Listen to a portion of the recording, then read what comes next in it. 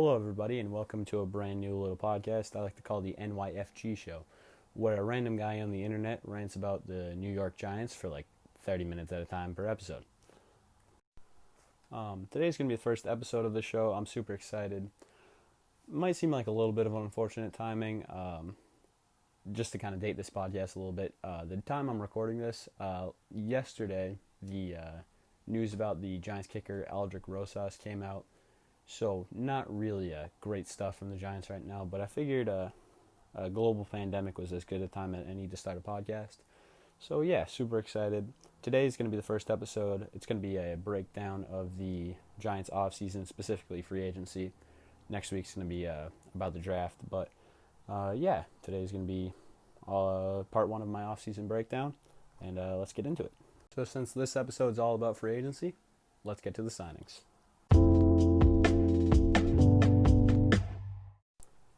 So I'll start with the big one here. The Giants go out into free agency and they sign ex-Panthers cornerback James Bradberry to a 3-year, $45 million contract with $32 guaranteed. Now, obviously, cornerback has been a big issue for the Giants over the last few years. Their secondary has been absolutely garbage since Landon Collins left in free agency. And obviously, the signing of James Bradberry helps. But I'm not going to lie, I was not a huge fan of the signing at first, due to the fact that Byron Jones was available in free agency, and they just sat around and didn't go after him. He was clearly the best cornerback in the class. I thought he would be a better fit for the team. It would steal a guy from the Cowboys. Really would have been a good fit. Just overall the better player. Wasn't super stoked about Bradberry, but of course he does come in, help the team. He'll be the number one cornerback. Good physical man cornerback. He started 60 career games. It's been pretty decent as a starting cornerback in Carolina, but just not a great signing for them when you consider the fact that Bradberry was on free agency and they had spent so much draft capital last year on secondary. So wasn't super stoked about the signing, but he's definitely going to help the team. So we'll see if the big contract translates to success in the secondary, and we're just going to hope on that. So what do the Giants go and do next? Obviously not next in chronological order. Just going to be talking about all the signings here. But they go out and they sign linebacker Blake Martinez from the Packers. 3-year deal worth $30 million. Just overpaid. Just overpaid for a mediocre player. Not super stoked about this one, as you can tell. He'll help the team. That's really not the issue here.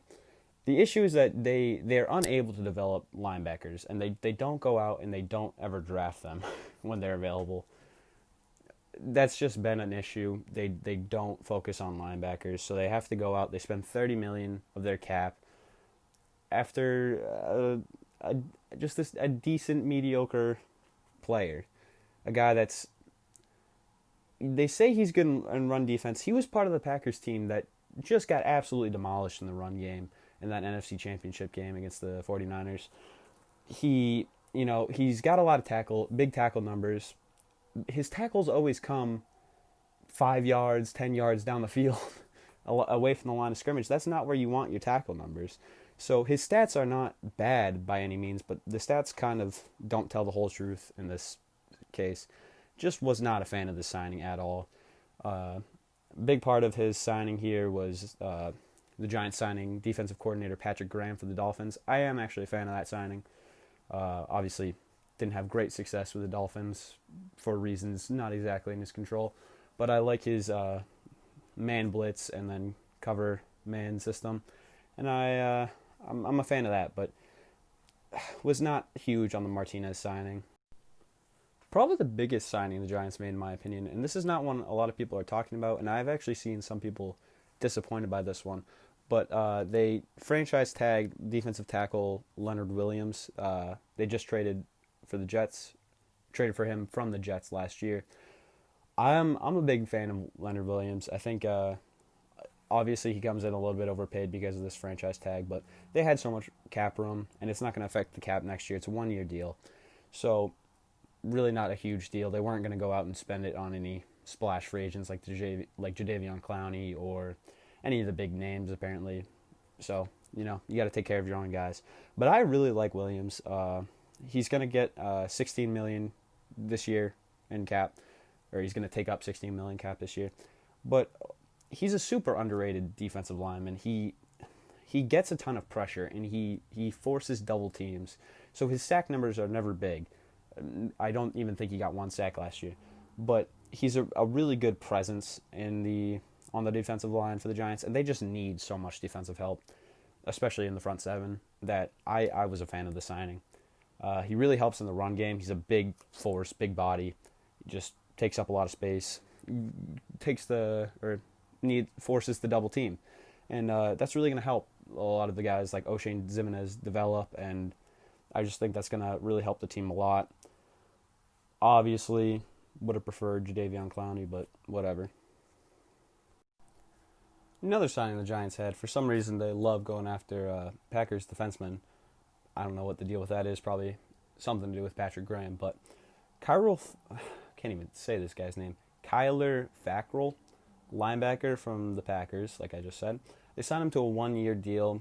I believe he's an outside linebacker. Honestly, what is there to say about this guy?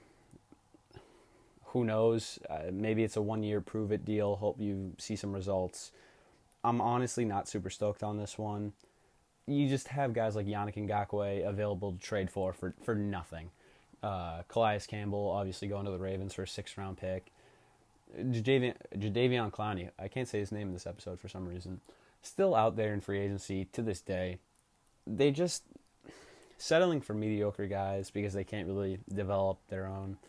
Obviously, I would even probably prefer Marcus Golden, who is still a free agent at this point. So, really not super stoked on this one. Maybe he'll help generate a little bit of pressure, maybe help in the run game.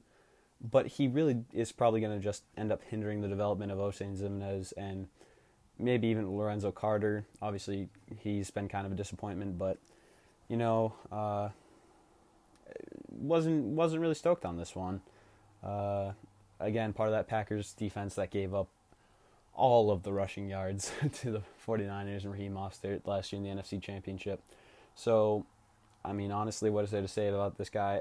He's still relatively young, very unproven, hasn't had a lot of chance to be a dominant force.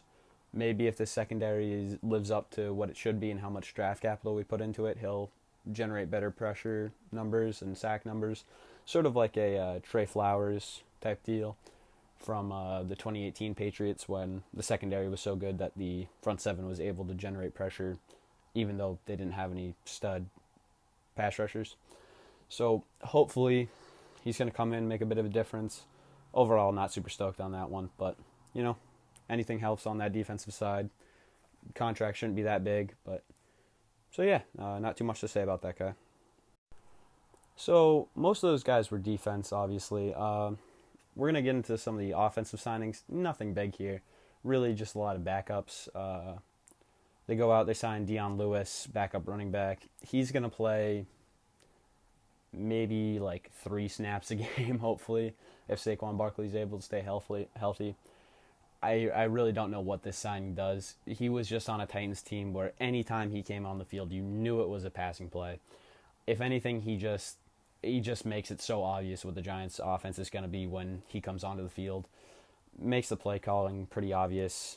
Not super stoked on this one again. They obviously do need backup help at running back, but it seems like there's probably a 5th or 6th round running back they could have gotten to come in, be a good solid backup for cheap. So really not understanding this one. It's a 1-year deal. It's going to be super cheap, so if he's bad, who cares? But it just didn't really get it. Wayne Gallman actually is going to be affected by this, and he was decent when Saquon was out last year. Obviously, kind of hard for anyone to succeed back there with how god-awful our offensive line has been as long as I can remember. So, really kind of puzzled by this move, but, not too much to say about him. They also go out and sign Levine Toilolo, Anyone know how to say that name? I sure don't. Former 49ers tight end, just a backup. Brett Ellison obviously retired, so he's going to come in, play backup tight end, maybe in 2 tight end sets, be on the field with Evan Ingram. What is there to say about this guy? Maybe he'll help with the running game, blocking. Really not a very good receiver, but that's fine because Evan Ingram is not known for being a blocker. Don't hate this one. Don't love it. It's a signing. It happened. It's a move. We'll see if it works out. They signed Colt McCoy to be the backup. Texas Hook'em Horns legend Colt McCoy to be the backup to Daniel Jones, obviously with Eli Manning retiring. Who cares? Really, he'll be a solid backup. Should be all right. 1 year, $1.5 million contract. Whatever. Another weird signing, Cameron Fleming, offensive tackle from the Cowboys, 1 year deal, worth up to $4 million. Really, what is there to say about this guy? He started 7 games in a season, that's his max. He's with obviously drafting Andrew Thomas at 4th, and we still have Nate Solder. He's probably going to be a backup. Maybe he gets in if Nate Solder is really bad moving at right tackle, but probably won't see much of the field. But we'll see. I think that was more of a backup just in case they decided to go a different direction in the draft, and Mike Remmers left in free agency. But not too much to say about him, honestly. He's a signing. He's gonna hopefully help a little bit. He'll maybe be a pulling, get in for some plays to help out, but probably not a starter on this team. Hopefully he'll help bolster that offensive line that's been so terrible. But yeah. Overall, not super stoked by any of these signings. Just general backups and some role players that might help out the team. Hopefully Colt McCoy will help Jones develop, but really nothing too special here. I'm not sure if you'd classify this as a free agency signing because obviously they didn't sign him or have to franchise tag him. He's not up for a contract year quite yet, but they did exercise the 5th-year option on Evan Ingram. Love that move. Hopefully we can work out a long-term deal with him. Hopefully a team-friendly deal with him. Super big fan of Evan Ingram. Feel like he's been totally underutilized. Had some injury problems throughout his career. Not his fault. Hopefully he'll be able to develop. I think he's a special talent. Hopefully he'll come in, help the team. Daniel Jones developing. Seemed like he was a big target of his. So, yeah, really stoked about the Evan Ingram's 5th-year option. Really, really hope that they can work on a long-term deal with him. So with all that being said, of course, these guys are not the only moves that the Giants made this offseason and in free agency. The Giants did, of course, sign some guys to come in, be deep rotational pieces, and to be special teamers. They bring back, Corey Coleman, for example, but just guys that are not going to see the field very much. You're not going to hear about them very much, I would think. The ones I highlighted in this episode are just the big moves, or the bigger moves, I guess you could say, they made this offseason and in free agency. So with all that being said, let's get to my free agency grade for the Giants. So you're probably going to be able to tell this from how I spoke of all these signings at each of their individual parts, but not super stoked on any of the moves the Giants made this offseason. My favorite being the Leonard Williams franchise tag. Even that, if that's considered a big move, yikes. But yeah, obviously wasn't super stoked on the Giants free agency. Did a lot better in the draft, but really nothing super exciting from free agency. If I had to give it a grade, probably go with a B- or a B. Didn't make any horrible, terrible franchise ruining moves this offseason, which I suppose is better than previous years, but just really didn't lose much, didn't really gain a lot at all, maybe a little bit of help. Hopefully Bradberry will be able to be our number 1 cornerback, our true number 1 man cornerback, but I just don't see it. So really not super stoked on the signings. So yeah, I'd have to give it a B minus, maybe a B at best.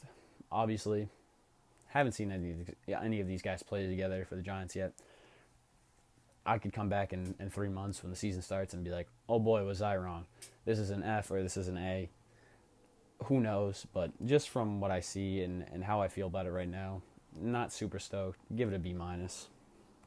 Now, the reason I've been so negative about these grades isn't because necessarily they're bad players or they're even particularly bad signings or they way overpaid for anyone. Obviously, the worst example of this is probably the Blake Martinez signing. I think he was quite a bit overpaid, right around $10 million a year. A little much for that guy, but not that any of these players are particularly bad even. I think they're going to come in and make a positive impact on the team. It's not really about that. The Giants have just been so bad to mediocre for so long now, it seems like, that they just need to make some moves. Like, they need to do something. They've been tanking and blowing the team up for so long that, like, we need to start rebuilding, right? You go back 2 years ago and you draft Saquon Barkley as if he's the finishing piece to this team, right? Like, that he's going to come in, make the difference, take you to the playoffs or to a Super Bowl. And that's just not what you've seen here. They keep blowing up the team, trading pieces, giving out random contracts, Golden Tate, Sterling Shepard, huge contracts, after trading Odell, trading Snacks Harrison, letting Landon Collins walk in free agency a couple of years ago. Just confusing moves, and you expect that that's because we're rebuilding, and you just blow up the team and you start fresh, you start building up, and that's just not what we've seen so far. There's been guys out here in free agency and available to make moves that could be franchise-altering players. You could trade for them super cheap or sign them for long-term deals. Guys like Jadeveon Clowney or Yannick Ngakoue, guys that will change the face of your franchise for years to come. And they sit around, they don't go out and get them. Like, they strive to win 4 or 5 games a year, and that's not going to get you anywhere. Obviously, a lot of times the worst place to be is 8-8. You get a bad draft pick and you don't make the playoffs. But I think the Giants really need that 8-8 season, kind of like what the Browns did 2 years ago, or like what the Broncos just had last year, where you have a lot of young pieces, you win 8 games, and you feel like you have a lot of hope. And that's just not what I've seen from the Giants so far. And the free agency moves they've made here have just kind of re-established that in my mind, that they're not really in it to win in the really soon future at all. It seems like they just don't want to lose their jobs right now. They're trying to make it decent for Joe Judge and the new coaching staff. Hopefully win like 4 games or 5 games. I see the max amount of wins from this team, maybe 7 wins. Not looking at a lot here, just based on these free agent signings. I think we did a lot better in the draft. But really, you didn't lose very much in free agency. You had a ton of cap room. And you just don't go out and get the big names. You don't go out and get your Byron Jones. You don't go out and get Jadeveon Clowney. And it's just disappointing. Like, they're the biggest franchise in football, or maybe the second biggest franchise in football. You got to go out, get some fans in the seats, make some big-time moves, get young guys that you can really build towards the future with. And that's just not what's happened here. And that's why I'm so disappointed in this free agency class. Not that any of them are particularly bad players, just not any big exciting moves. And so that's why I've been so relatively negative about these signings. But yeah, I think overall this offseason was not the worst that we've had in recent memory. That one might have to go to last year's trading Odell and then drafting Daniel Jones with the 6th overall pick. That was not a great offseason. So if we're comparing it to that, this was far and away a much better offseason and a much better free agency class, but really not super stoked with this. Better than signing a 34-year-old free safety to a big deal and giving Golden Tate more money than God. But, still not a great class. Overall, just pretty disappointing. Hopefully the Giants can go somewhere from here. I've been asking myself that a lot. Where can we go from here? And really, I think we are building towards something. It's taking a lot slower than I thought. And it seems like the draft is definitely going to be how we have to do it. It doesn't feel like free agency is really going to make any much of a difference because we just refuse to go out and sign big names. So it seems like the draft is going to be the way to do it. Hopefully we have some guys develop. Julian Love comes in to be a good cornerback, hopefully, with DeAndre Baker situation not so great. Hopefully, like guys like O'Shane Zimenez, I've mentioned his name a lot, really high on him. Hopefully he'll develop. Xavier McKinney was a great pick in this year's draft. Don't want to talk about him too much because that's for a different episode, but just hopefully a lot of these young guys can develop, become big players. Even guys like on the offensive line, like Will Hernandez, hopefully they'll come in and make somewhat of the difference. I am expecting a lot better this season than we did last season, just because the offensive line is going to be so much better. But really, in actuality, I don't think any of these free agency moves made us that much of a better team. So for that, again, going to have to give this one a B-. So with all that being said, I think I'm going to wrap this episode up here. This is going to conclude the free agency episode. Obviously, free agency is not the entire offseason. The draft was probably a lot bigger. And, maybe I am overreacting to this a little bit, but I love this team. I've been going through a lot with them lately. So, just hope for the best here. Next episode is going to be an entire draft breakdown, a little bit higher on that. So if you don't want to hear me complain as much, I get that. Tune in next week or the next episode, and you'll hear a whole draft breakdown. With that being said, that's going to wrap up the episode. If you liked any of this, please, this is a brand new podcast. Please give it a listen. Tell all your friends about it. Look out for new episodes. Follow me on Instagram. It's the same name as the show. Just try to tell your friends. Share this all over the place. Anything helps, really. Really just trying to get this out there. This is a dream of mine, talking about the Giants. This is what I love to do. It's what I do all the time. So, love this team. That's why I'm so upset. But, yeah, if you like the show, if you're a Giants fan, if you're not a Giants fan, that's fine. We're going to talk about other things here than just the Giants, but that's my bread and butter. So, yeah, if you're a Giants fan, tell others. I know there's a lot of other Giants fans out here that feel my pain, that maybe just want to hear someone else rant about it for a little bit, make them feel like they're not the only ones. But, yeah, just if you think I'm an idiot because of what I said about any of these guys, that's perfectly fine. Shoot me a DM on Instagram. I'll read that. Love to hear any criticism, anything I got wrong. That'd be cool. Or if you guys have different opinions, maybe think I'm being a little too negative, that'd be great. If you guys could tell me some information about why I'm being too negative and give me a little bit more hope for this team, that'd be fantastic. So if you guys want to shoot me a DM on Instagram, tell me you're an idiot.